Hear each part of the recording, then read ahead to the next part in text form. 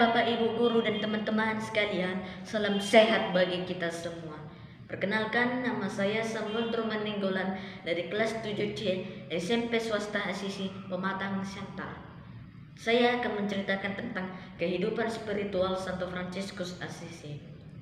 Santo Fransiskus dilahirkan di kota Assisi, Italia pada tanggal 5 Juli tahun 1181.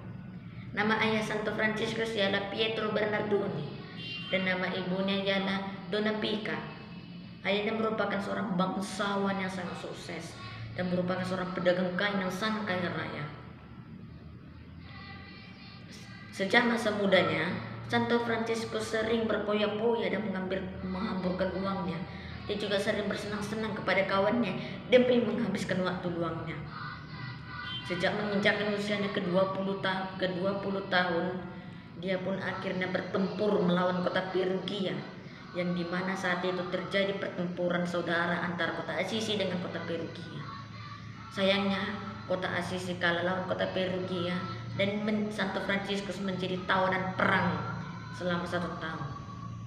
Akhirnya ayahnya menembus dia dan membawa dia pulang dalam keadaan sakit. Selama proses pemulihan, dia semakin mendekatkan diri terhadap Tuhan. Setelah dia mendengar sabda atau wahyu dari Tuhan yang mengatakan, layanilah majikan, bukannya hamba atau pelayan. Sejak saat itu dia memutuskan untuk menjadi pengemis atau orang miskin. Dia pun akhirnya mengemis di kubur para rasul dan dengan mengumpulkan seluruh uang hasil ngemisan itu, dan dia akhirnya berdoa kepada Tuhan di gereja Santo Domino, yang dimana saat itu hampir merubuh. Di gereja Santo Domino, Santo Fransiskus mengalami pendengaran. Yesus bersabda kepadanya lagi, Fransiskus, perbaikilah gerejaku yang hampir roboh. Akhirnya Santo Fransiskus melaksanakannya.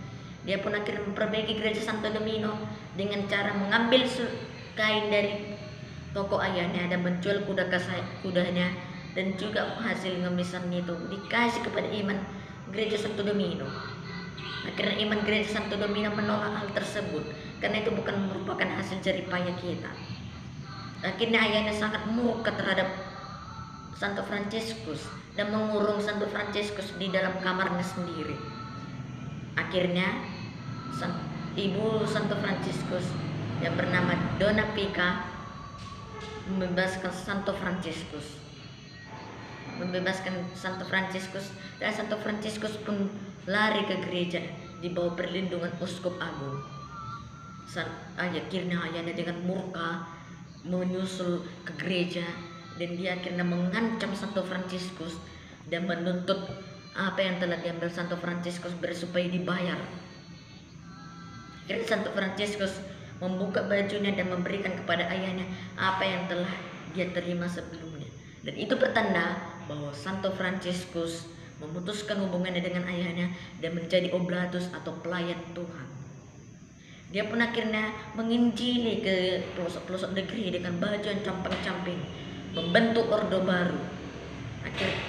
Akhirnya ordonya makin berkembang pesat, dan pada tahun 1209 dia mendapatkan izin dari Sri Paus, dan Sri Paus mengesahkan ordonya dan semakin berkembang pesatlah ordonya. Nama ordonya ialah Ordo Fransiskan. Akhirnya Santo Fransiskus bukan hanya berkhotbah kepada manusia tetapi kepada binatang-binatang dan kepada pohon-pohon. Dia juga pergi ke kota Gomino, yang dimana kata rakyat sebagai tempat serigala ganas suka kali meneror kota tersebut. Akhirnya Santo Fransiskus berhasil menjinakkan serigala tersebut dengan bantuan Tuhan. Dia pun akhirnya pergi menginjili lagi ke tanah Arab atau ke tempat lainnya, dan dia juga bermeditasi di Gunung Alfarnera di Apeninas. Akhirnya dia melihat penglihatan dari Yang Maha Kuasa dan dia mengalami stigmata, dan itu memperparah atau memperpendek umurnya. Dan pada tanggal 3 Oktober tahun 1209 Santo Fransiskus meninggal dengan damai.